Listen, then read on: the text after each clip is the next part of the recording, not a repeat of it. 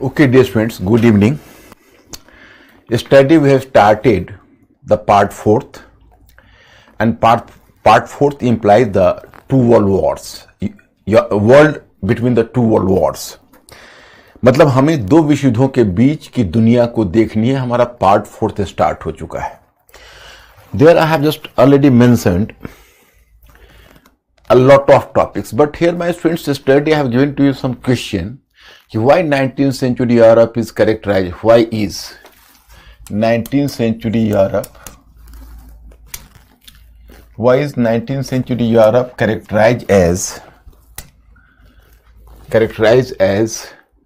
long 19th century? Give argument in favor of your view. This is the question. My friends, first of all, inform me. Have you tried this question? How the 19th century Europe, why is 19th century Europe characterized as the long 19th century? Give argument in favor of your view. Yes, sir, that's right. Can you answer this question or not? Do you need my help? Please, my friends, give me the hint. Yes, sir, we need. Okay. Very simple. You can say,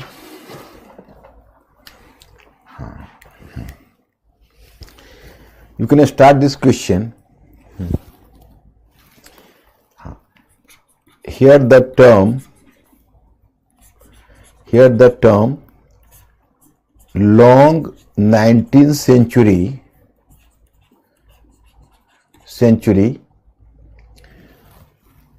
just implies a period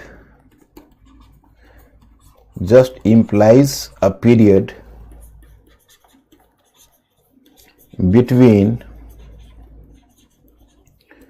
1789 to 1914. My students, it depends upon you. If you like, you can even quote the name of that scholar, particular scholar. His name is what? Do you know? Eric, E-R-I-C, Eric Hobsbawm, H-A-B-S, Hobsbawm, B-A-U-M. Eric Hobsbawm is a British scholar who has specifically gave this name. This time period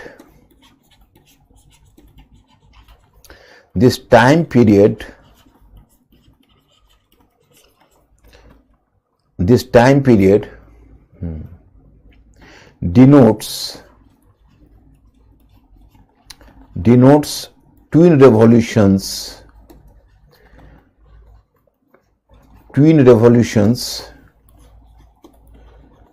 after dash you can write French Revolution and Industrial Revolution in Europe.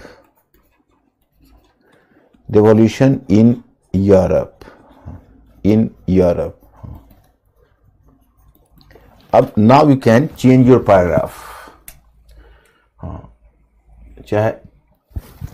Even you can give the points as you like, the short point. Europe. Earlier you can even draw a diagram. French Revolution, Industrial Revolution, and growing nationalism, aggressive nationalism. Here you can say imperialism, Marxism, and nationalism. So in this way you can, and all these factors led towards the First World War. So after drawing a diagram, First World War, you can even make the diagram. That is appropriate. But diagram is not a substitute for writing. Still you have to do some writing. How to start this question? The revolution, French Revolution and Industrial Revolution in Europe. These revolutions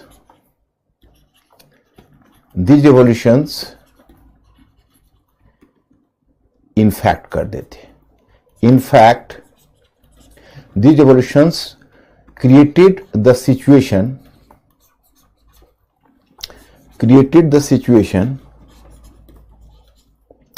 leading up to leading up to the First World War. First World War. Now here you can give the title French Revolution and give dash and mention कि French Revolution gave birth to a very strong idea of nationalism. Very soon this idea of nationalism took the form of ultra-nationalism or aggressive nationalism. Likewise, and the same nationalism created a new challenge in Balkan region because it aired or it encouraged the aspiration of the nationalist aspiration among different minority groups. जो diagram आपको बताता है कि आप एक तरफ Balkan question दिखा दीजिए, एक तरफ आप अल्ट्रा नेशनलिज्म दिखा दीजिए, फिर आप बताइए कि likewise industrial revolution created a challenge for the market and this search for market led towards imperialism and it definitely resulted into imperialistic collision among different powers. अब डिपेंड करता है तुम्हारे पास स्पेस कितना है. देखो, राइटिंग बहुत ही क्रिएटिव प्रोसेस होता है, तो आप उसकी बिल्कुल चिंता मत करो. अब कलम को खोलिए, open your pen. Once you start writing, the writing will start. मैं सिर्फ चाहता हूं कि आप लोगों की राइटिंग स्टार्ट हो जाए, और तब आप चाहो तो आप यह भी कर सकते हो कि whereas the British gave a slogan कि there is no sunset in our empire, the Germans gave the counter slogan कि we also need the land under the sun. अब ऐसा भी डिपेंड करता है कितना स्पेस आपके पास है. फिर आप कर सकते हो कि this industrial revolution gave birth to Marxism also, and having been facing the challenge of Marxism, the middle class leadership as a counter force promoted ultra nationalism or aggressive nationalism, and finally all these factors resulted into the First World War in 1914, and from the First World War then the 20th century is supposed to have started. मतलब कि first world war से ही 20th century का, क्योंकि अगर आप चाहो तो Eric Hobsbawm का नाम भी कोट कर सकते हो, डिपेंड अपॉन यू. तो क्वेश्चन थोड़ा टेक्निकल है, लेकिन आप लोग अब बहुत स्कॉलरली नॉलेज रख रहे हो. अब आप लोगों को कोई प्रॉब्लम नहीं है, आप लिखना सीख लीजिए, आप किसी तरह से आप राइट करिए, ग्रेजुअली आप डेवलप कर लोगे. तो चलिए हम आते हैं पेरिस पीस कॉन्फ्रेंस पर. अब Ankur, ask my students one question. all of you have gone through the whole matter of Paris Peace Conference, so that I will cover the whole topic today. Please give me the information. Sir, Pragya बोल रही कि Paris peace conference एक बार फिर से आप repeat कर दीजिए. मतलब क्या रिपीट करना है उसमें? कल आप पढ़ाए थे ना, स्टार्ट ही किया था मैंने.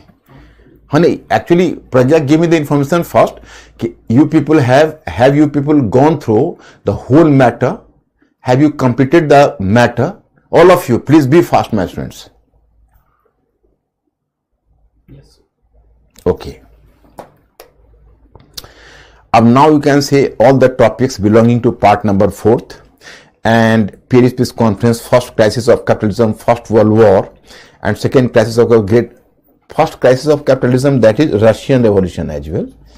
Russian Revolution. First World War is the first crisis of capitalism, and that is Russian Revolution. And second crisis of capitalism, Great Economic Depression, 1929-30. And destructive response against world economic depression of fascism and Nazism, and all leading to the Second World War. Now you can say in this part what you people have to study, I have made you clear. And now after the First World War, this diagram is the quite telling diagram.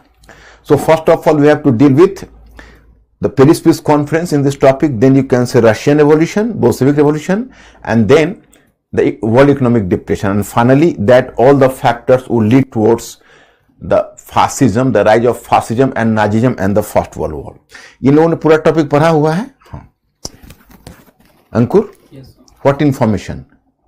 Maximum तो कह रहे हैं कि complete है. Okay. So suppose you can say there is some remaining part you can do tomorrow. A Paris Peace Conference. What is Paris Peace Conference? I have to make you clear. Actually, First World War ended on 11th November 1914. Sorry, 1918. 11th November 1918, you know, कि finally the First World War ended, and here I have to inform you कि William Kaiser was the German ruler. So actually he was arrogant enough not to make a surrender before the Allied powers,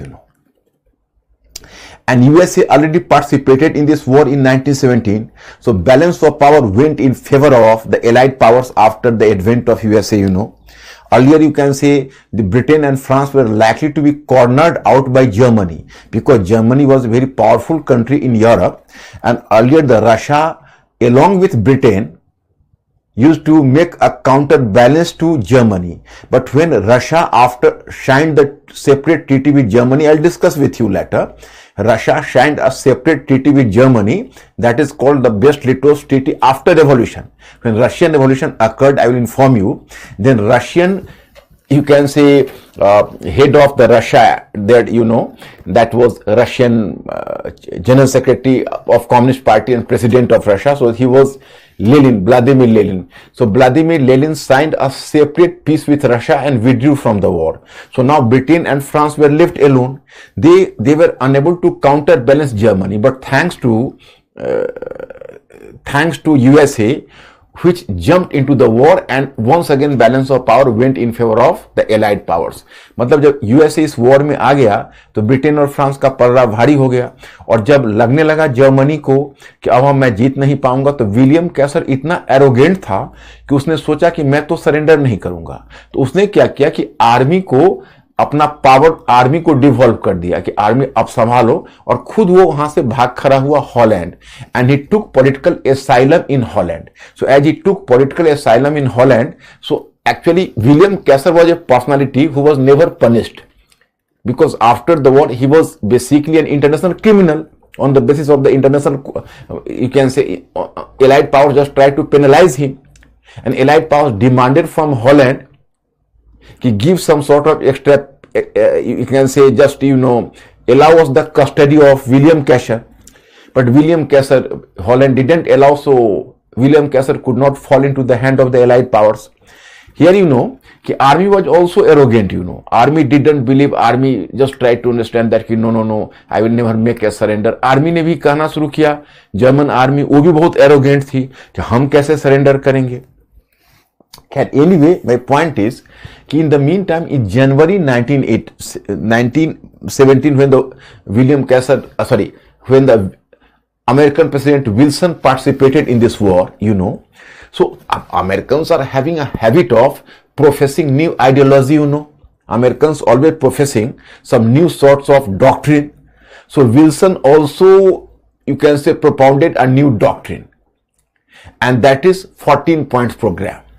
मैंने Wilson ने कहा कि देखिए, war में आने से पहले कि हमारा वॉर एम है ये है कि मैं यूरोप से वॉर को समाप्त कर दूं, फिनिश कर दूं, और मैं 14 पॉइंट प्रोग्राम लेके यूरोप में आऊंगा, पहले ही कहा.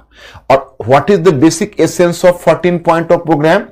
तो both party, the victor and the defeated party, both had to enjoy justice. मतलब ये एक ऐसा पीस होगा जो हम इस्टेब्लिश करेंगे 14 पॉइंट प्रोग्राम के आधार पर यूरोप में, कि उसका कहना था कि इसमें जो विजेता है और जो पराजित है, जो विक्टर है और जो डिफीटेड है, दोनों को जस्टिस मिलेगा, किसी के साथ इनजस्टिस नहीं होगा. तो क्या हुआ कि जर्मनी की भी उम्मीदें जगी, थोड़ा जर्मनी कॉन्फिडेंट हुआ. पहले जर्मनी को डर हो रहा था कि अगर मैं सरेंडर करूंगा, you will be we will be awarded the most severe punishment. So Germany was under this impression. But once Germany was now assured, yes, even justice would be meted to Germany as well, so Germany was ready to make a surrender. But army was itself not taking the stigma on its own head for making a surrender. So army just told civilian authority कि better to you people have to take the charge from us and you people have to make a surrender before allied powers. तो अब क्या हुआ कि पहली बार German history में एक बड़ी अजीब बात हुई. मतलब सब जो कुछ जर्मन लीडर्स थे, एक जगह का नाम है Weimar, the name of the place is Weimar. My students, you people have to be mentally alert. Weimar जगह का नाम है, और वह वाइमर में वो लोग गैदर हुए, और वाइमर में उन्होंने कॉन्स्टिट्यूशन फ्रेम किया. सो they were just, you can say, they framed a constitution. So this constitution is known as Weimar Constitution. Sometime you will just come to hear that this is known as Weimar Constitution. इसको Weimar constitution का नाम दिया गया। And Weimar constitution was the such a constitution, you will surprise to know that कि the principle of universal adult, principle of universal male suffrage was accepted in this Weimar constitution, कि जितने भी mails है सबको suffrage, सबको franchise मिलेगा। ये बहुत बड़ी बात थी। And according to the Weimar constitution Germany was declared to be a Republic.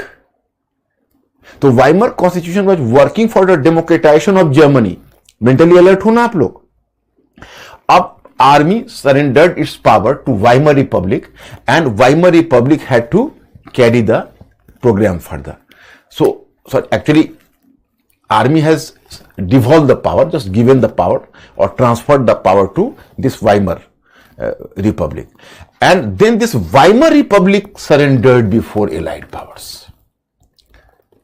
Then Austria also surrendered, Ottoman Empire also surrendered, Bulgaria was also a party, it also surrendered. So all the members of the central power surrendered because the leader Germany itself surrendered. So now actually how the peace had to be established in Europe. So a conference had to be organized. And all European conference was demanded in the manner that after Napoleonic War, you people have to recall that this Vienna Congress was demanded. The Congress was demanded in Europe in 1815. So even in 1919, an all European Congress was demanded. So it was in order to fulfill the demand, there was the organization of and convening of Paris peace conference. Pragya, आपने पूछा कि Paris peace conference क्या है। यही Paris शांति सम्मेलन बोलते हैं इसको, क्योंकि जिस तरह से आपको याद होगा नेपोलियन के वॉर के बाद जो वियना कांग्रेस का ऑर्गेनाइजेशन हुआ था, उसी तरह से पेरिस पीस कॉन्फ्रेंस को कॉन्वेन किया गया फर्स्ट वर्ल्ड वॉर के बाद जजमेंट देने के लिए। अब आपको इसमें देखना है कि पेरिस पीस कॉन्फ्रेंस ने इसमें कितना प्रॉपर और कितना इम्प्रॉपर काम किया और कैसे आगे चलकर सेकेंड वर्ल्ड वॉर का सिचुएशन यूरोप में बन गया। You people have to be mentally alert and you people have to assimilate such an idea from my lecture. तो अब है कि अब उसमें विक्टर पार्टी में तो मैंने आपको बताया 4 थे, क्योंकि इटली भी उसमें पार्टिसिपेट कर गया था। तो सबके तो एक तरह से कहो तो most prestigious leader Woodrow Wilson, but he came from other continent. It was the unique thing in the history of Europe. Earlier you can very well understand कि the fate of Europe was decided by an European leader, either he might be Metternich और Bismarck, but for the first time you can say a very prestigious leader from other continent came to grace an international conference in Europe, and that was Woodrow Wilson. On the other hand, in Europe, 2 prestigious leaders were Georges Clemenceau of France, who also belonged to Allied power, and then Lloyd George, that is the name has been mentioned here, Lloyd George from Britain. So my students, you may be curious ki why the Paris became the peace, you can say headquarter of the peace. So actually you can say Paris for the fact that earlier the venue was selected, the London was selected as a venue earlier. But at that time 5 lakh American soldiers were, you can say, still lingering in Paris, because in the last phase of the war USA already sent up you can say a big contingent of 5 lakh soldiers to save Paris from German invasion. So up to this period, these soldiers were not evacuated from Paris, and the soldiers still existed in Paris. So that's why Woodrow Wilson pushed the name of Paris as the international conference, because Woodrow Wilson came to believe that Paris is my venue, and in Paris my sound will, my you can say my sound will appear to be more forceful, because there is the presence of at least 5 lakh American soldiers. तो इसलिए Paris को venue उसने चुना। तो चलिए Paris में अब ये होना है, और वही मिरर्स ऑफ पैलेस जिसमें कभी लुइस नेपोलियन थर्ड ने यूनिफाइड जर्मनी का क्राउन, मैंने कल के क्लास में आपको बताया था कि William first unification of Germany के समय रखा था। तो जानबूझ के उसी पेरिस के mirrors of palace of mirrors में मिरर्स मतलब वो शीशे का बना हुआ था, तो पैलेस ऑफ मिरर्स में जानबूझकर उसको रखा गया ताकि जर्मनी को ह्यूमिलिएट किया जा सके। अब नाउ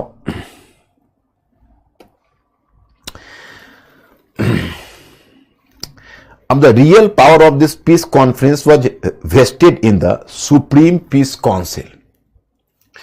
अब यहां पर मैं आपको ये सब तो चीज आप लोग पढ़ लेना, मैं आपको बताता हूं कि मेन इसमें क्या है।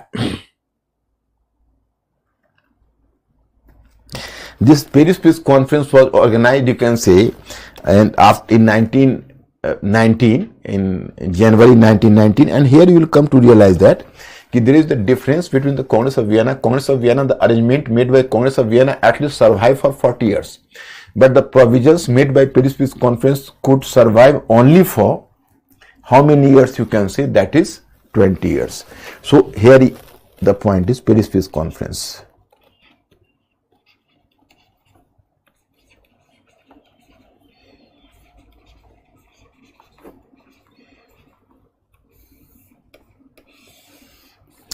Paris Peace Conference. अब here you will just come to know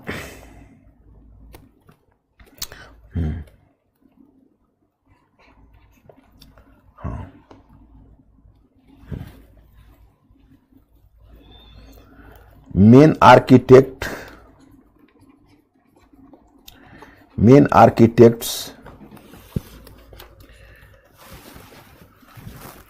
Woodrow Wilson,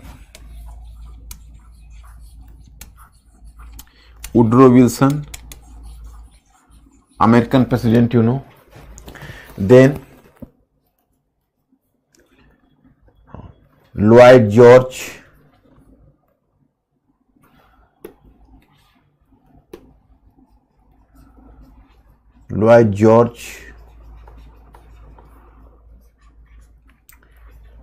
George Clemenceau,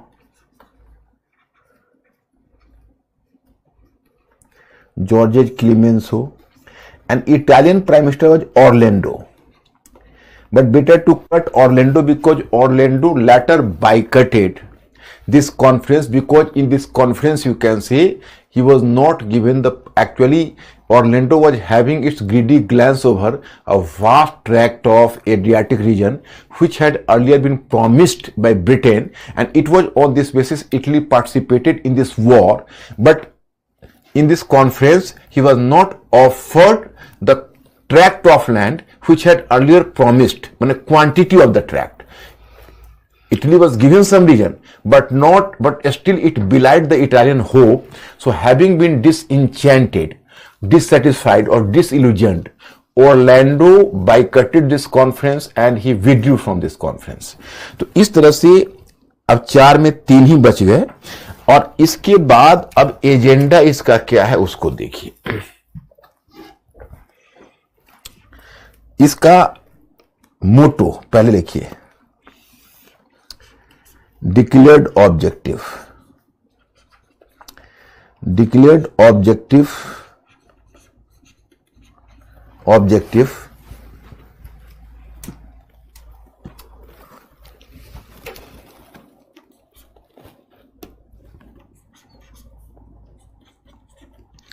to enforce 14-point program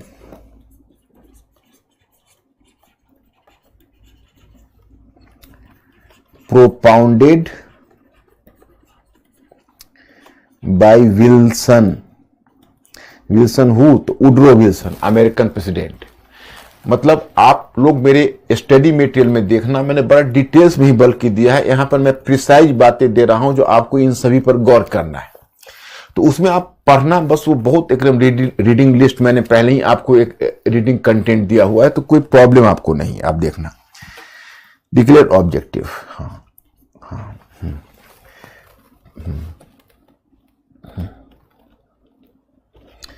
implementation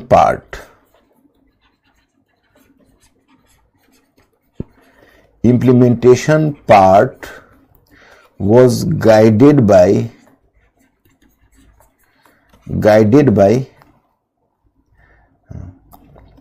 pragmatic pragmatic and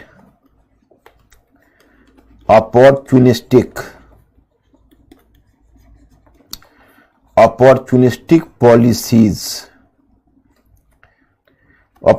policy of Lloyd George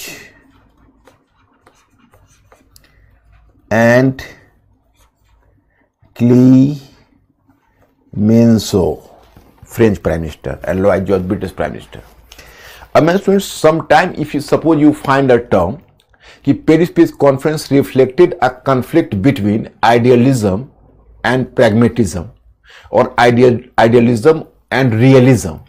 तो आइडियलिज्म मींस कि 14 point program of Woodrow Wilson. अब 14 point programme का मतलब है उनके total जो 14 objectives थे वो तो बहुत एक लंबा लिस्ट है, उसमें मैं फैक्ट्स में आपको फंसाना नहीं चाहूंगा, मोटे तौर पर आप जानिए उसमें क्या है। To ensure total justice to European countries, total justice मतलब सभी को न्याय मिले। सेकेंडली, आपको याद है whenever I have dealt with the topic like the Congress of Vienna, so while dealing with this topic of the Congress of Vienna, we have realized one thing, कि in fact consciously the architect of the Congress of Vienna tried to suppress the idea of nationalism. But during this period you can say कि the basic objective of this 14-point program was to create the new nations out of European empires and to give the different minority groups which had aspired for their right to self judgment, the right to create their own nation। मतलब कि जो different Europe के जो minority groups है जो Balkan क्षेत्र में थे, आपको याद होगा, जो जिनका नेशनलिस्ट एस्पिरेशन था, तो विल्सन का कहना था कि उन सबको हम एक नेशन के रूप में फॉर्म कर देंगे, उनका एस्पिरेशन पूरा हो जाएगा और बाल्कन क्षेत्र में एकदम क्वाइट पीस हो जाएगा, आपस में कोई टकराहट नहीं होगी, मतलब there would be total peace. क्योंकि उन लोगों ने बाल्कन, उनका मानना था कि भाई बाल्कन रीजन में इनस्टेबिलिटी इसलिए है क्योंकि वहां पर जो डिफरेंट माइनॉरिटी ग्रुप्स हैं उनका जो नेशनलिस्ट एस्पिरेशन है वो फुलफिल नहीं हो पा रहा है। The day that would be fulfilled, then there would be total peace in East European countries. So this was the view of whom the Woodrow Wilson, you can say.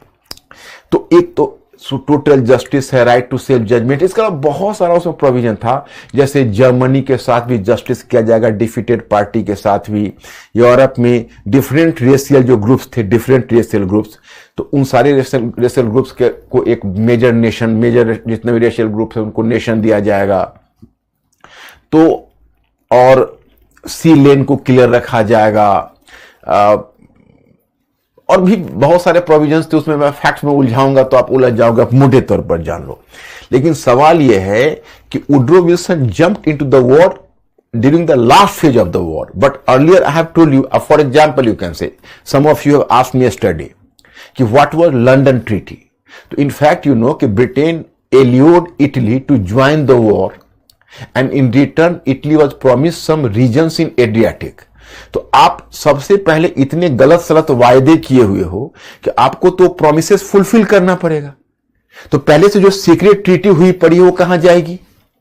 Woodrow Wilson तो इस बात को समझ नहीं पा रहे हो, तो अदर कॉन्टिनेंट से आए हैं, उनके बहुत सारे यूरोपीय रियलिटी का भी पता नहीं है, तो क्या किया कि बड़े तरीके के हिसाब से लॉयड जॉर्ज और क्लीमेंसो ने वुडरो विल्सन को एक तरह से उसके सारे प्रोग्राम को बड़ा चालाकी से सबोटाज कर दिया। मतलब basically Woodrow Wilson was definitely he was having an idealistic agenda, but this agenda could not be implemented due to the opportunistic and to certain extent pragmatic and opportunistic policy of Clemenceau and Lloyd George। यही पूरा प्रकरण है, इसलिए आप देखोगे जो objective है और जो इंप्लीमेंटेशन है उन दोनों के बीच एक गैप आना है इसमें। तो पहले आप मुझे ये श्योर करिए mister Ankur ask my students कि यहां तक आप लोग क्लियर हुए।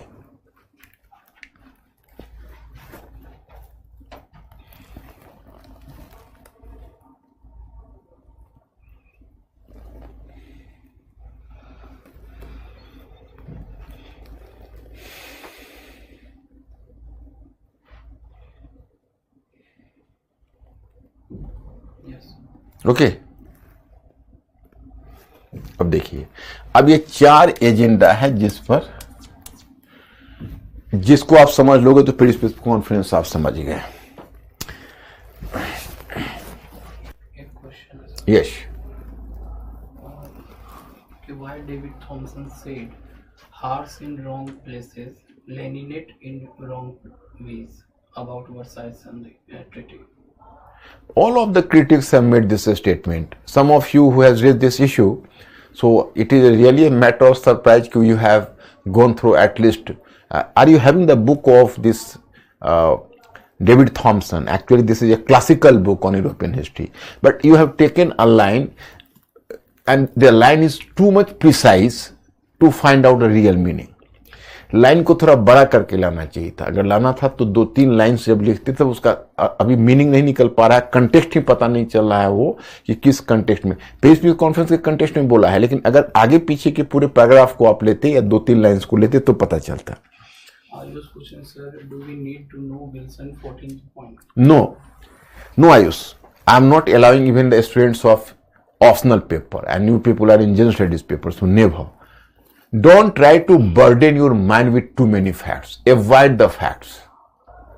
मैंने हमेशा कोशिश की है कि आप लोगों को देखो ना, आपने जब से वर्ल्ड हिस्ट्री स्टार्ट किया है, अगर हम बहुत ज्यादा फैक्ट्स का आपको मैंने एनालिसिस सिखाया है, और जिंदगी में खुश रहना चाहते हो तो एनालिसिस को बेसिस बनाओ और फैक्ट्स को केवल एग्जाम्पल के रूप में लो। हमारा ऑब्जेक्टिव क्या है? हम जहां भी पढ़ाते हैं हमारा ऑब्जेक्टिव यही होता, जैसे मैं ऑप्शनली पढ़ाता हूं वहां भी मेरा ऑब्जेक्टिव यही होता कि हम बच्चों को एक सोच को एनालिटिकल बनाते, क्योंकि यूपीएससी के क्वेश्चंस आप नहीं देख रहे हो कि अप्लाइड क्वेश्चन होता है, एनालिटिकल क्वेश्चन होता है, थिंकिंग क्रिएचर के लिए होता है। सारा इंफॉर्मेशन, एक तो पहली बात है कि you are not an encyclopedia, how can you retain such information. तो हमारी कुल कैपिटल है क्या है? एनालिसिस है। And use information only to prove your point of view and mainly depend over analysis. इसलिए मैं आपको फैक्ट्स ज्यादा रखने का अलाउ नहीं करता हूं। Gaurav question, sir, why Balkan region was most important in World War I? Already that was in a stable region, the different minority groups. Who has asked this question? गौरव, तुम तो इतने brilliant हो, तुमको मैंने Balkan question जो समझाया हुआ है कि basically what was the basic problem. There was the religious division, there was the, you can say, religious division.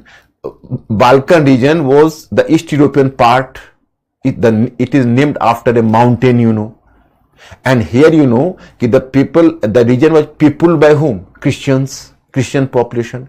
And the region was under the control of a Muslim caliph, that is the Ottoman caliph, you know.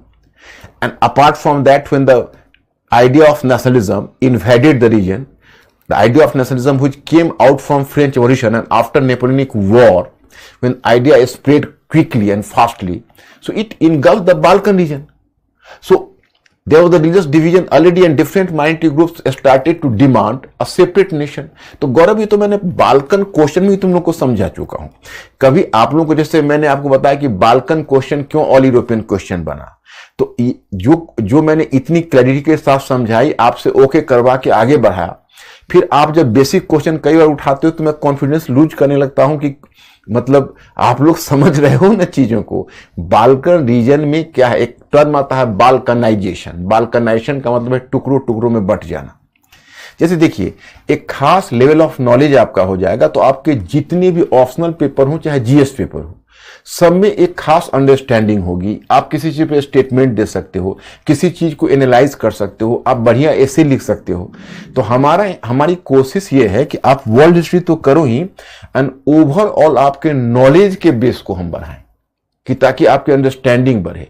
तो इसलिए मैंने आपको कहा कि वैसे इतनी चीजें नहीं संभाल पाओगे। तो आप फैक्ट्स की बात करते हो ना, 14 पॉइंट प्रोग्राम में who have asked this question की can you know about the 14-point program. I am not going to allow, because you will be burdened with the facts.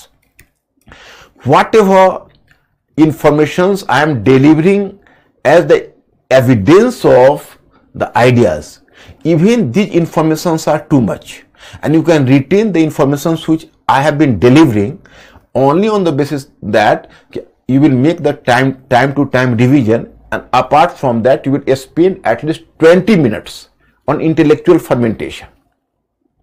आप अगर डेली 20 मिनट कम से कम बौद्धिक जुगाली पर दोगे तभी ये बात हो पाएगी, इंटेलेक्चुअल फर्मेंटेशन पर सोचना पड़े। Mister Ankur, last question. या शेखर पूछ रहे हैं sir, how Switzerland always remain neutral? Switzerland का अपना एक उसका लोकेशन, उसका अपना एक कल्चरल ट्रेट है, nothing else. It is a cultural trait of Switzerland. Switzerland also always declared it to be a peaceful nation. अभी भी तुम स्विट्जरलैंड जाओगे तो वहां बहुत तुमको इनऑफेंसिव लोग दिखेंगे।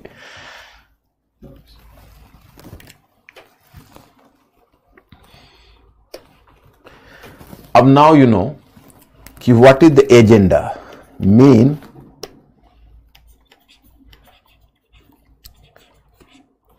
प्रोग्राम्स करता हूं, मेन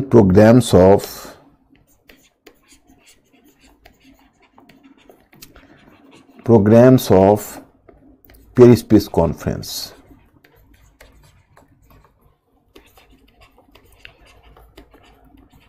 तो first of all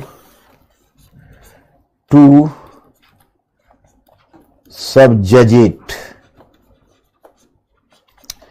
subjugate the defeated party.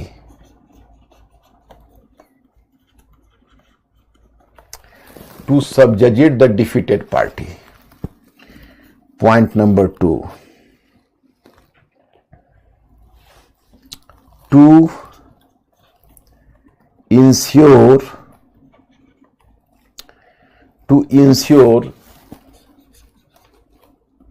the right to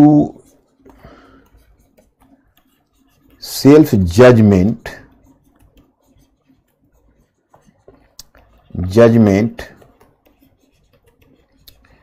to the people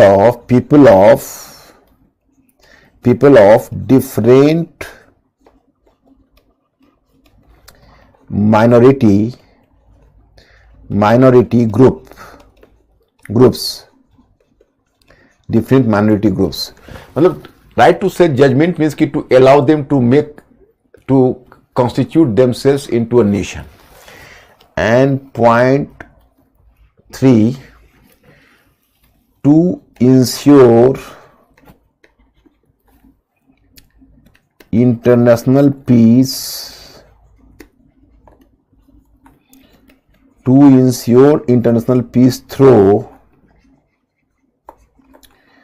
through organizing, through forming an international organization.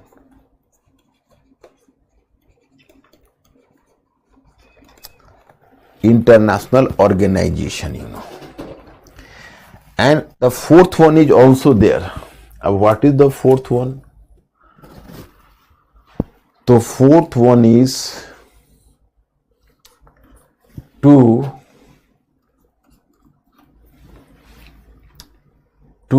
decide the future of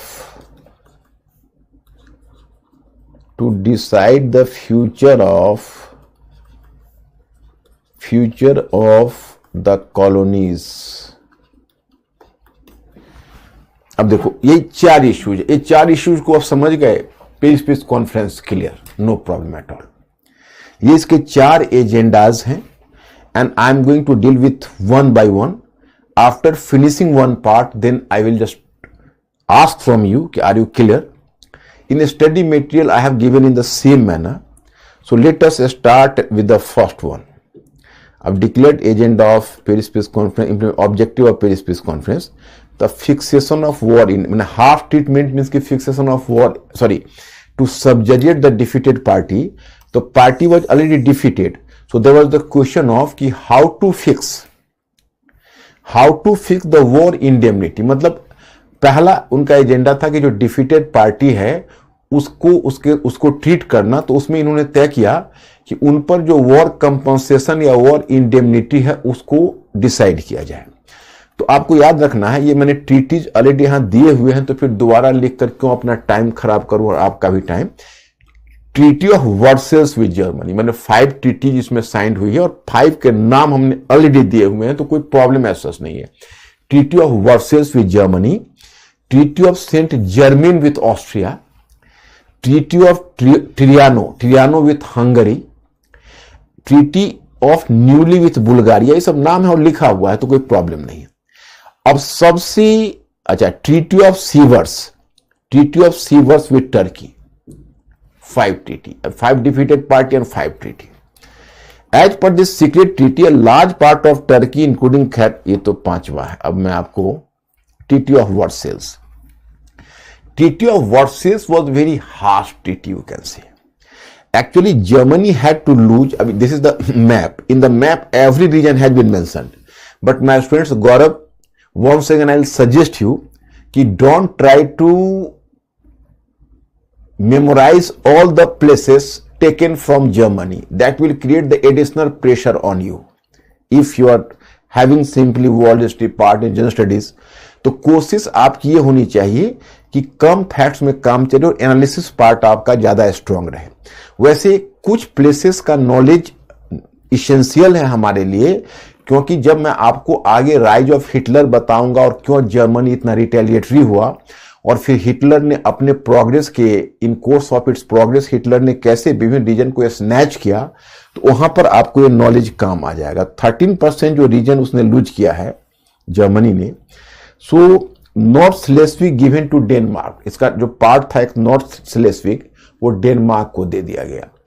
और Germany lost all her colonies, जितने भी colonies थे Germany के ले लिए गए। Eupen and Malmedy given to Belgium, that is some part was given to Belgium, and German army was limited to 1 lakh.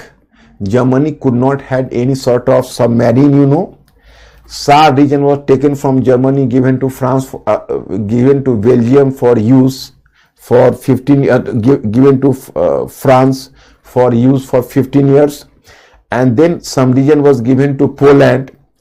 Poland was given access to sea coast, मतलब Poland का क्या था कि एक लैंड लॉक्ड कंट्री था, उसका सी coast में access नहीं था। अब अगर जो येलो पार्ट आप देख रहे होगे यहाँ पर, येलो पार्ट आप देखना मैप पर, you people are requested to observe the map, you find that कि Germany is the brownish colour, you know, and yellow colour is, you can say that is Poland. So Poland had to go to sea coast. So this region, in order to carry Poland's, and you can say give some sort of passage to sea, give to Poland the passage to sea, the part was taken from Germany and given to Poland. So as the result of which the eastern part of Prussia, this is the eastern part of Prussia, that was separated from Germany. The eastern part of Prussia was separated from Germany. तो बहुत harsh punishment था, उसका resources भी लगभग 13% ले लिया गया. तो अब इसको एक डिक्टेटेड ट्रीटी कहा जाता है. तो क्वेश्चन अराइजेज कि why do you think the treaty of Versailles a dictated treaty? ये डिक्टेटेड ट्रीटी क्यों कहा जाता है? मतलब डिक्टेटेड ट्रीटी का मतलब हुआ जो ऊपर से थोपी गई हो. It was an impose treaty. तो actually, first of all, there was, in one sense, Germany felt cheated. Why? So Germany had surrendered earlier. Earlier, Germany had decided to surrender on the basis of Wilsonian 14-point program, in which there was a promise or implied promise कि the justice would be meted to both the party, the victor party and the defeated party. मतलब victor and defeated both the parties. But once Germany surrendered, so very harsh treatment was given to Germany. So it was in one sense the breach of the promise. अब can you believe that कि earlier, even if the defeated party was given the proper respect in a conference or a venue, but German representatives were brought at the venue, the Palace of Mirrors, just like the prisoner, and German representatives under the police, under the, you can say, police custody. तो ये तो उसके लिए किसी भी representative के लिए बड़ा ह्यूमिलेटिंग है.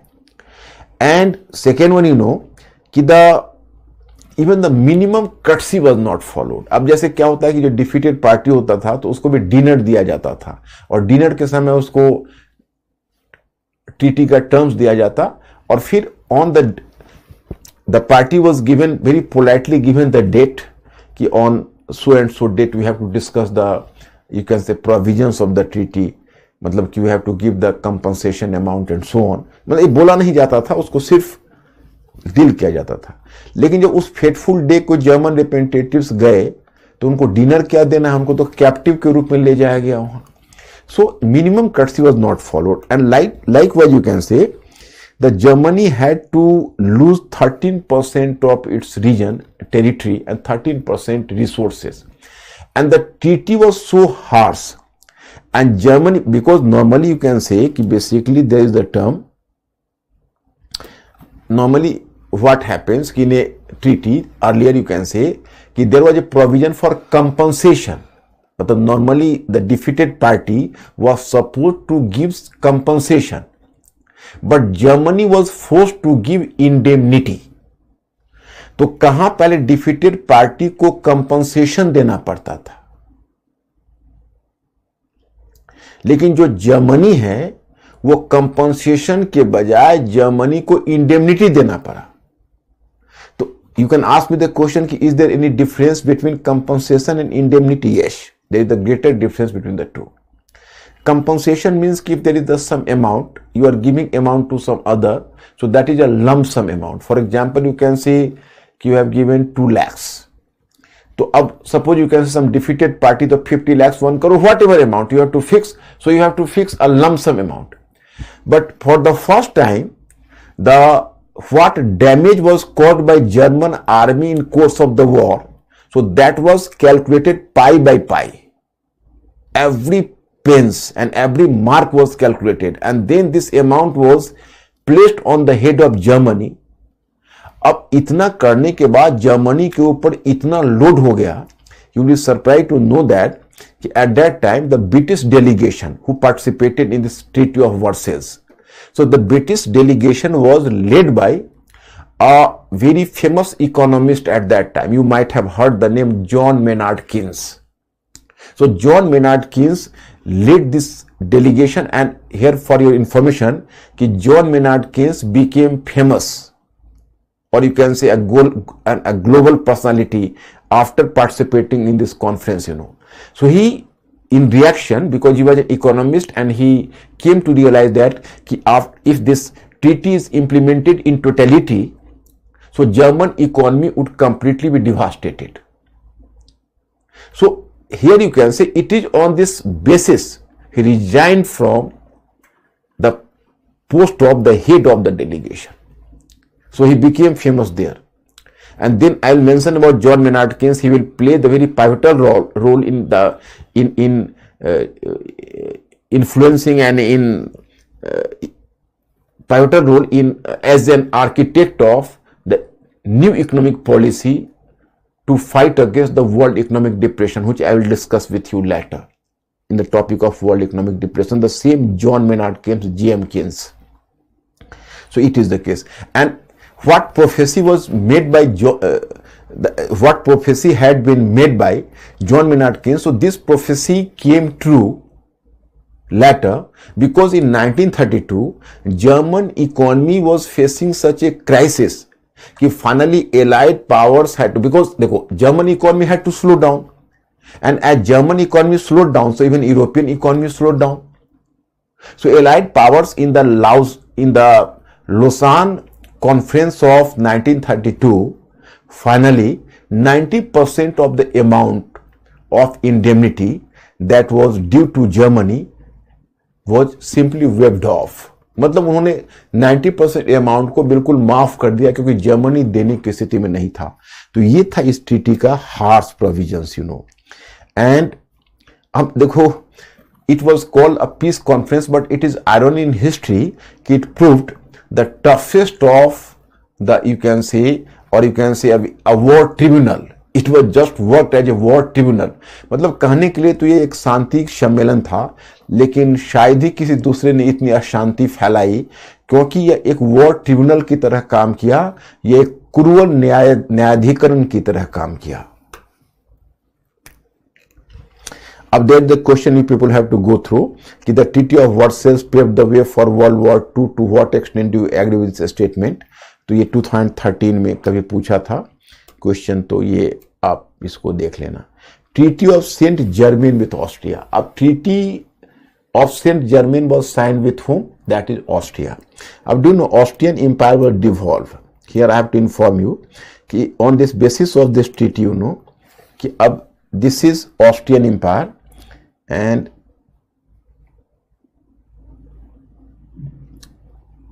this empire was devolved. देखो Austria, this empire was dissolved. अब ऑस्ट्रियन एम्पायर को तोड़ दिया गया। ये तो ऑस्ट्रिया अब इतना ही बड़ा रह गया, उससे निकल गया चेकोस्लोवाकिया, उससे निकल गया हंगरी और उससे निकल गया यूगोस्लाविया। तो ये सारे जो रीजन है ये निकल गए इससे, जैसे Austria, Hungary, on the map you will find Czechoslovakia, Austria, Hungary, Czechoslovakia, Yugoslavia, ये चार निकला। And some Rum populated region, जो रूम पॉपुलेटेड रीजन है that was given to Romania. Likewise you can say कि सम पोल ऑक्युपाइड रीजन और Pole populated region was given to Poland. तो आपको कुल मिलाकर आपको कहना है कि ऑस्ट्रियन एम्पायर को डिजॉल्व कर दिया गया। उससे कौन कौन कंट्री निकला याद करिए, ऑस्ट्रिया, हंगरी, यूगोस्लाविया और चेकोस्लोवाकिया। और थोड़ा सा रीजन दे दिया गया पोलैंड को, चूंकि वहां पर पोल पॉपुलेशन था, वो तो मल्टी रेशियल था ना, तो डिफरेंट रेसेस के लोग थे, तो थोड़ा सा पोल रेस के लोग थे पोल, तो उसको पोलैंड को दे दिया गया। थोड़ा रूम रेस के लोग थे, उसको रोमानिया को दे दिया गया। तो ये मैप को आप देखिएगा एक बार तो आपको समझ में आ जाएगा। तो Austrian empire was dissolved finally, you know, and you can say different minority groups were allowed to make given some right to self judgment according to Wilson's 14-point program. अब देखिए, अब यूरोप में कितने कंट्रीज हो गए। Ottoman empire टूटा था तो 6 नेशंस निकले थे, आपको मैंने उस समय बताया था। Are you recalling? अच्छा Ankur, I am a bit curious my students कि after Balkan question Ottoman empire I have dealt with you earlier कि when the Ottoman empire disintegrated before the First World War. This Habsburg Empire disintegrated after the First World War, I have told you, because initially it saved itself, but Ottoman Empire continued to break up to the First World War. So, Ankur, ask my students, can they give the name of which states, how many states came out from Ottoman Empire, and how many states which came out from Ottoman Empire and existed later. So can you give me the name ki after the disintegration how many states just you can say originated or came out from Ottoman Empire? आप में से कोई बता सकता है? Yes or no?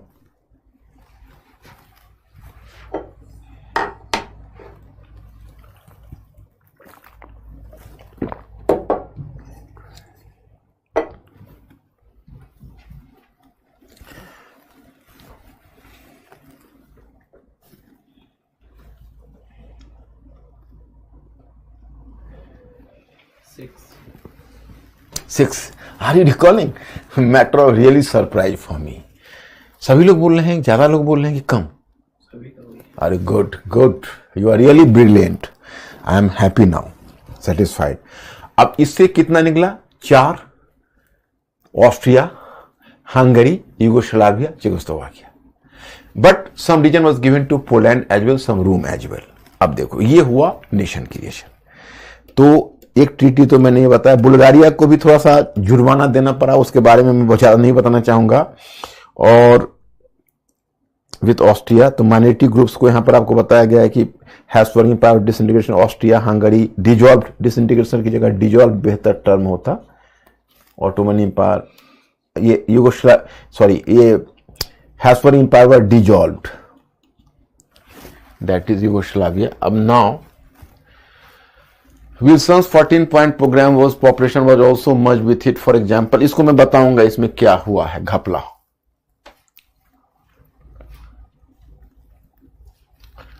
to ensure collective peace through the formation of an international organization like League of Nations.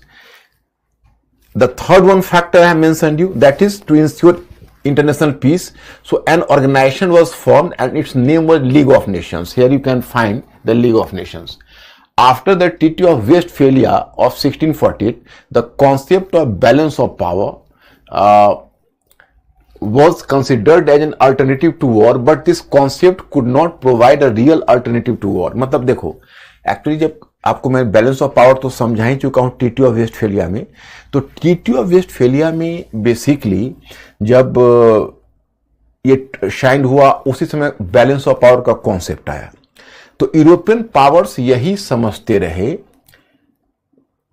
कि balance of power is always a substitute to war. कि once you are going to maintain the balance of power, the condition of war had to be averted. But in spite of, you can say, their perception, Europe had to face several wars. For example, Napoleonic War, after Napoleonic War, Crimean War, then after Crimean War, Balkan War, and finally the First World War. So later they came to realize that no, balance of power is not a guarantee. So it is better to create an international organization which could actively work for ensuring peace. So keeping this objective in their mind, finally they decided to form the League of Nations. It was the first, it was the precursor to the existing UNO. This League of Nations. So here I have informed about the League of Nations. Could not provide a real alternative to war. Therefore, after the First World War, European leaders and intellectuals started to think about an international organization. Then, on the initiative of American President Woodrow Wilson, in the Paris Peace Conference, an international organization, League of Nations, was formed with the purpose of ensuring collective peace. It was an organization of 41 nations in 1919, which became 60 in 1941. ये सब number है थोड़ा सा. Two important organs of the League of Nations were the Assembly and the Council. मतलब इसके दो organs थे, एक Assembly था, एक Council था. Achievements of the League of Nations. It happened for the first time that the victorious powers could not swallow the regions of defeated powers. The regions of defeated power remained safe under the supervision of the League of Nations. माने league of Nations एक बना और league of Nations का अपना कुछ achievement भी था. जैसे लीग ऑफ नेशंस ने क्या किया कि इससे पहले क्या होता था, जो बड़े कंट्री होते थे वो छोटे कंट्री को हड़प जाते थे, रीजन्स को. इसने हड़पने नहीं दिया. Second one, the League of Nations was also successful in settling disputes, especially in case of small nations. It is said that the League of Nations had to face a total of 40 disputes and it settled many of these disputes. बहुत सारा disputes को भी इसने मतलब settle किया. And third one, the welfare and humanitarian work of the League of Nations was commendable. For example, prevention of contagious diseases, ban on human trafficking, abolition of slave trade. मतलब इसने कुछ humanitarian work किया है, जिसका मैंने example दिया है. ये ह्यूमैनिटेरियन वर्क के लिए एक्सक्लूसिवली जाना जाता है. ये ट्रेडिशन कहीं ना कहीं यूएनओ भी कंटिन्यू कर रहा. Later this organisation failed due to following factors. But ये ऑर्गेनाइजेशन चलेगा नहीं. क्यों नहीं चलेगा, इसका लिमिटेशंस भी दे दिया गया है. There was a difference of opinion between Britain and the USA on the one hand and France on the other regarding the nature of the league. According to French perception, it had to be made much powerful to tackle any situation, but according to Anglo-American perception, the organization had to deal with the situation softly. मतलब देखिए, कुल मिलाकर आप जानिए कि Britain और USA इसको एक क्या कह सकते हो, एक ऐसा वेन्यू बनाना चाहता था जहां लोगों का आपस में एक विचारों का एक्सप्रेशन हो, आदान प्रदान हो, एक्सचेंज हो. वो फ्रांस चाहता था इसको पावरफुल बनाइए कि कोई कंट्री अगर इसका कंट्रावेन करे इसके ऑर्डर को या इसके रिकमेंडेशंस को तो उसको पनिशमेंट की व्यवस्था हो. लेकिन यूएसए और ब्रिटेन उसको चाहते थे एक सॉफ्ट ऑर्गेनाइजेशन बना के रखना, और इस कारण से दोनों का जो अप्रोच था वो अलग अलग रहा और इसको बहुत सॉफ्ट ऑर्गेनाइजेशन बना दिया गया. दूसरा, कि two important organs of the League of Nations assembly and council had equal powers. अब देखो इसी से लेसन लेगा, UNO had to take the lesson from the failure of League of Nations.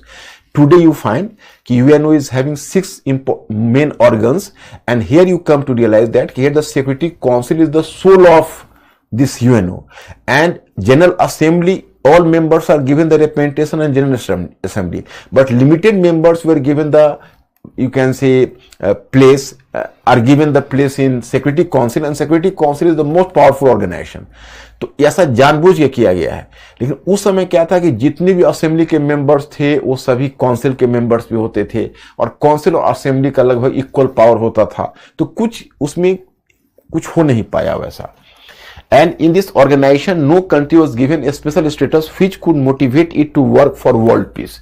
तो यूएनओ ने इससे भी सबक लिया। देखो वर्ल्ड, इसीलिए जब there was the formation of UNA after the Second World War, so 5 countries were made vested interest, and they were given the special status in Security Council with the purpose that they would work as the vested interest for the implementation and for the effective functioning of UNO. तो इसलिए कहीं ना कहीं इसी से सबक लेकर वो प्रोविजंस रखा गया कि इसे UNO अच्छा फंक्शन करेगा। There was a unanimity clause which was much difficult to implement. अब इसमें एक प्रोविजन था unanimity clause कि हर डिसीजन होना है वो कंसेंसस से होना है। आप समझ सकते हो जो अभी WTO में है कि अब अगर कोई डिसीजन ऐसा ले लो जिसमें सभी का एग्रीमेंट चाहिए तो कोई ना कोई तो डिसएग्री कर ही जाएगा, तो कोई तो प्रपोजल कैसे आगे बढ़ेगा। तो यूनिनिमिटी क्लॉज है वो एक बहुत बड़ा डेंजरस था। And above all, the League of Nations was an international organization, but it didn't enjoy the participation of 2 superpowers of the time, USA and USSR. अब देखो, USSR was boycotted by, you can say USSR was basically not invited in Paris Peace Conference, because I will inform you later कि in USSR after the revolution there was the formation of a communist government. So capitalist countries of Europe and even USA, they treated Soviet Russia as outcast. So they consciously didn't invite Soviet Russia. That was the weakness. And as for USA, USA was itself enthusiastic. USA, it was the formation of an international organization. Be mentally alert. Formation of an international organization, that was the proposal of who? This was the proposal of Woodrow Wilson. But an American president, and he became the main architect of the League of Nations. But whenever there was the question of the membership of USA, so in USA you know कि in Constitution of USA there is the Congress. Congress is the USA, you can say the parliament in one sense, that is the legislative chamber, Congress, upper chamber Senate, and lower chamber House of Representatives, and president was representing executive, and there is the separation of power, so and check and balance. So in the matter of foreign policy, the decision of president had to be countered, you can say the decision of the president needed the counter approval from Senate as well. So Senate vetoed Woodrow Wilson. Senate just vetoed his proposal of the membership of League of Nations, because according to Senate, this is running counter to the basic essence of Monroe Doctrine.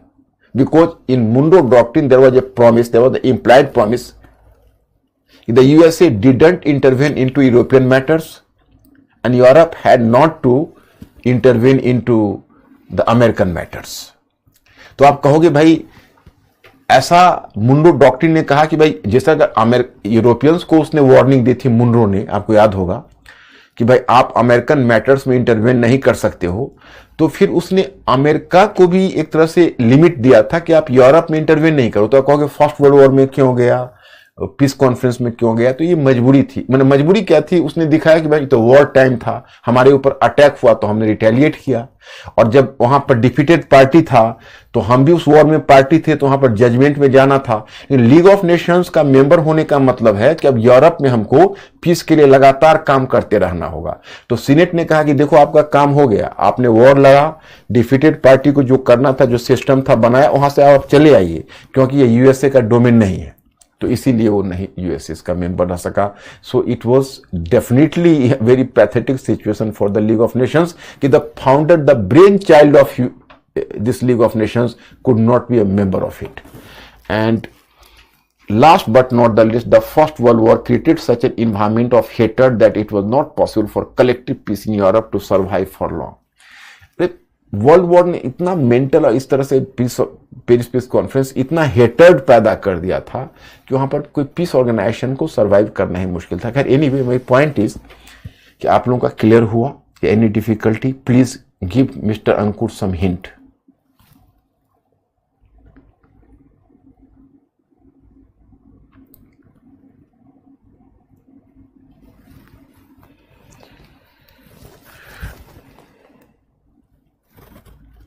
Be fast.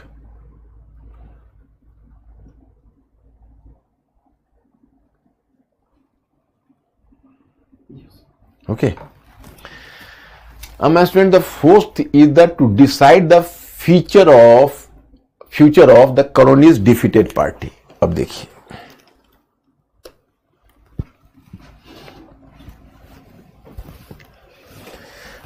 देखिए, treatment to colonies.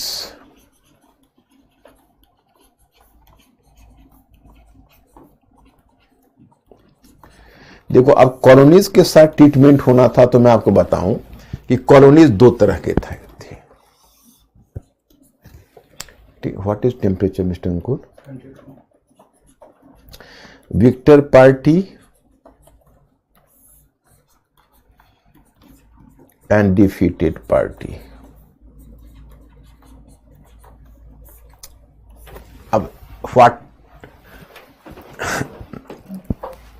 Situation है to take place?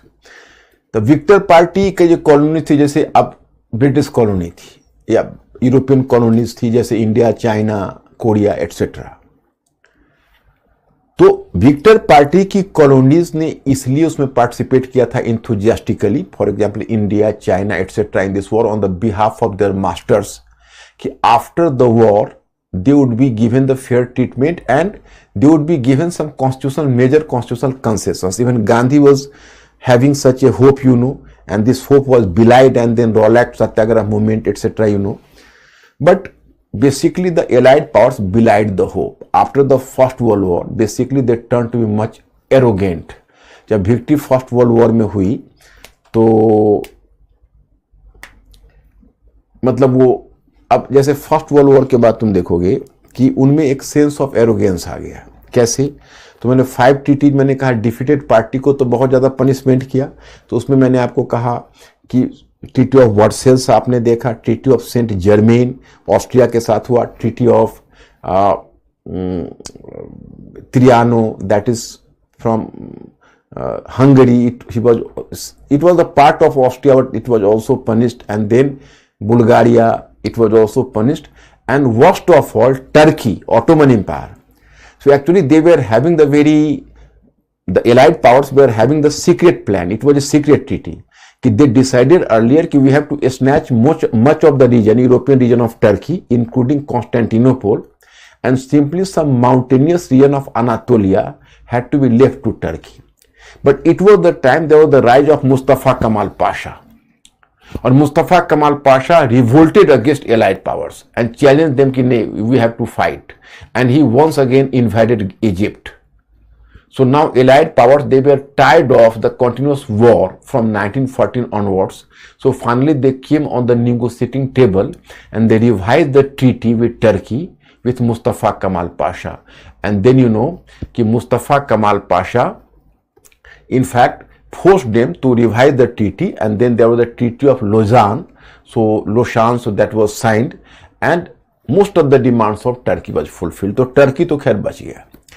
अब इधर देखिए उनमें इतना arrogance हो गया था कि वे अपने कॉलोनीज से तो सहायता लिया, फिर सारे कॉलोनीज को दबा दिया। तो अपने विक्टर पार्टी में तो कोई कंसेशन नहीं थे। अब इंडिया में they could at that time build the, at that time you know कि after this war they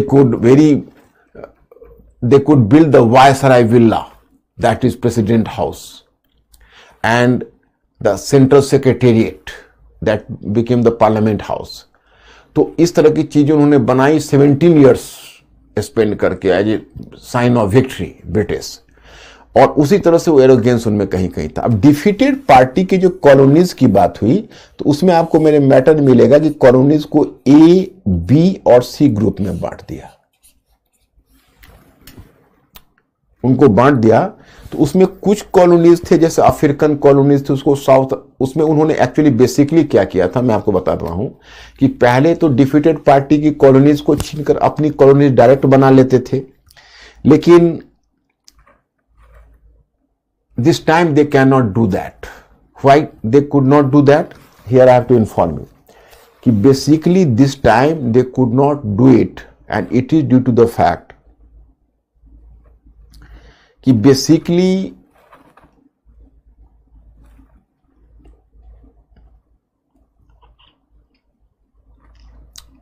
the basic problem before them was that Woodrow Wilson was there, and Woodrow Wilson in 14-point program, Woodrow Wilson was insisting that कि right to self judgment had to given to all। मतलब Woodrow Wilson ने बार बार इस बात को emphasize किया था कि right to self judgment सभी को मिलना है, किसी के साथ अन्याय नहीं होगा। तो अब जो डिफीटेड पार्टी की कॉलोनीज थी उसको उनको सीधा आजाद कर देना चाहिए, लेकिन इनके मन में लालच हो रहा था कि हम डिफीटेड पार्टी के कॉलोनीज को अपने कंट्रोल में ले ले। लेकिन वुड्रो विल्सन ने बहुत क्लियर कर दिया कि भाई देखिए पुराना कॉलोनियलिज्म तो नहीं चलेगा, क्योंकि तो अमेरिका तो अपने आप को बहुत अलग ढंग से देखता है, न्यू कॉलोनियलिज्म आपको याद ही है। तो उसमें क्या हुआ कि जो लीग ऑफ नेशंस था, यू पीपल डोंट नो कि लीग ऑफ नेशंस में एक क्लॉज बना दिया गया, खासकर वो क्लॉज था मैंडेट। वो मैंडेट का मतलब बेसिक कॉन्सेप्ट ये लाया गया कि ये जो कॉलोनीज है ये अभी बैकवर्ड है, अंडर डेवलप्ड है, तो इसको ये फ्री कर देंगे तो they could not stand on their feet. So for time being और temporarily it should be given in control under a developed country, so that the developed country had to work for its betterment, and after some time when it would be self-reliant, then it would be allowed to run freely, means कि it would get independence। So इस concept के तहत इनके colonies को बांट कर किसी और के मैंडेट में रख दिया गया। जैसे अफ्रीकन कॉलोनीज थी उसको साउथ अफ्रीका के मैंडेट में रख दिया गया, कुछ कॉलोनी ऑस्ट्रेलिया के मैंडेट में, एशिया पैसिफिक रीजन में रख दिया गया। और उसी तरह से अब देखिए अरबियन रीजन, अब अरब नेशनलिज्म के साथ कैसा चिट होगा इसको आप लोग जरूर समझिए, क्योंकि अरब नेशनलिज्म के बेसिक इशू को समझेंगे तभी आप समझ पाएंगे कि भाई इस्लामिक वर्ल्ड में इतना जो खटास है वेस्टर्न पावर्स के अगेंस्ट में, और क्यों इतना खटास है, क्यों इतनी बेचैनी है, क्यों इतना गुस्सा है। You will find a living example. क्योंकि देखो अब क्या होना है मैं आपको बताता हूं। अरबियन रीजन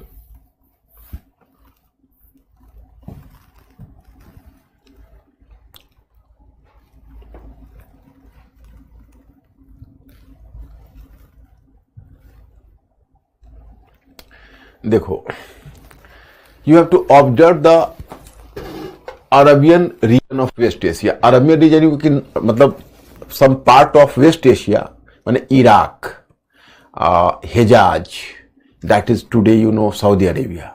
अब now Hijaz, Iraq,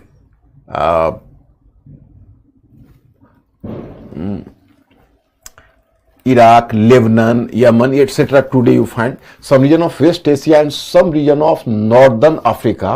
So they form the Arabian region, you know. So this Arabian region was under the control of Ottoman Empire. And here I have to inform you that Ottoman Emperor, he used to make a claim of being the caliph of the Muslim world. वो मुस्लिम world का caliph अपने आप को मानता था।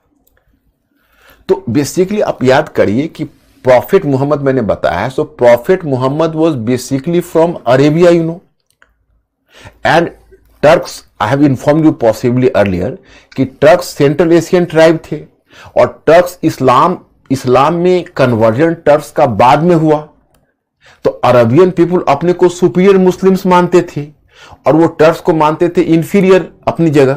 तो उनका मानना था, जो अरबियन पीपुल थे वो अपने आप ऑटोमन इंपेरर से के प्रति उनका रेस्पेक्ट नहीं था, वो उनको अपना कैलिफ नहीं मानते थे। वो मानते थे कि भाई ये तो यूजर्पर है, बाद में हड़प करके बना हुआ है। मैंने उनका मानना था कि हम प्रॉफिट मोहम्मद के वंशज हम लोग हैं, हम लोग प्योर मुस्लिम्स हैं, और वो कैसे खलीफा बनकर बैठा हुआ है मुस्लिम वर्ल्ड का, तो उसको इज्जत रेस्पेक्ट नहीं करते थे। और जो अरबियन पीपुल थे, वो अरबियन पीपुल ने बदले में अपना कैलिफ, उस समय एक मक्का अब अरबिया रीजन में आप जानते ही हो, जो मुस्लिमों का सबसे पवित्र स्थल है, और वो हालांकि ऑटोमन एम्पायर के अंतर्गत ही था, लेकिन वो अरबियन रीजन में था। तो मक्का का ग्रैंड शरीफ था, उनका नाम था हुसैन। तो हुसैन को वो लोग अपना कैलिफ मानते थे। हुसैन का एक बेटा था, उसका नाम था फैसल। और अरबिया में एक ब्रिटिश ऑफिसर अपॉइंटेड था, उसका नाम था लॉरेंस, उसको कहते हैं लॉरेंस ऑफ अरेबिया। तो फर्स्ट वर्ल्ड वॉर जब स्टार्ट हुआ तो Ottoman empire was already the part of the central powers, you know, Germany and Austria, you know, and this Ottoman Empire was lying in the eastern part of Europe, you know. So Ottoman Empire was lying in the eastern part of Europe. So basically Ottoman Empire was lying on the British route towards India. So British were much conscious about the movement of Ottoman Empire. And British का जो main plan first world war में था, वो ये सोचता था कि Ottoman empire को थोड़ा मैं ज्यादा डैमेज करूं, नहीं तो कहीं ऐसा न हो कि वो हमारा रूट को बंद कर दे इंडिया की तरफ। तो ब्रिटिश के मन में गेम प्लान आया कि अरब, जो ऑटोमन एम्पायर का जो अरब उसका सब्जेक्ट पीपल है, उसको भड़काया जाए, उसको प्रोवोक किया जाए, जो वो ऑटोमन एम्पायर के अगेंस्ट में वो रिवोल्ट करे। So British officer Lawrence of Arabia was exclusively deputed for this work, and it was the British ambassador Lawrence of Arabia who was a personal friend of Faisal, the son of Hussein, the Grand Sharif of Makkah. So my students, in my study material you come to know about the first one treaty, and the name of the treaty was the Hussein-Mahan Agreement. This name of the treaty was Hussein-Mahan Agreement. And this Hussein-Mahan Agreement, it was a major agreement at that time, you know. And according to this was a secret agreement, and the British encouraged Hussein, and it was signed in 1915. The British, here you find the name of the agreement, Hussein-McMahon Agreement, 1915. So according to this agreement, my students, Hussein was provoked to rise along with Faisal, to rise in revolt against Ottoman Caliph and to organize the whole Arabian people in the revolt. And when Ottomans would send its army to suppress the revolt, then the British army would intercept this army, and with the British support the Arabian region would get freedom from Turkey, and after the war the whole Arabian region would be constituted into a single Arabian nation, and Hussein would be the father of this nation. When Hussein would be the king of this nation, he would be the king of this nation. So it means the whole nation would be under the control of Hussein and his son Faisal. So it was a mouth-watering proposal to Hussein and Faisal by the British. After my student, time is over today. What do I do? So I am giving you one question to you. So just write this question. Paris Peace Conference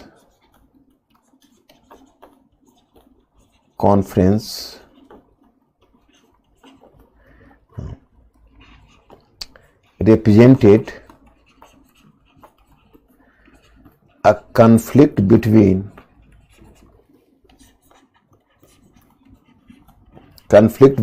idealism and realism comment. Ankur, ask my student 150 words. Can they write this question or any difficulty? My students, go through this question and please give me some hint. Can you write this question? Can you attempt this question? Please be fast.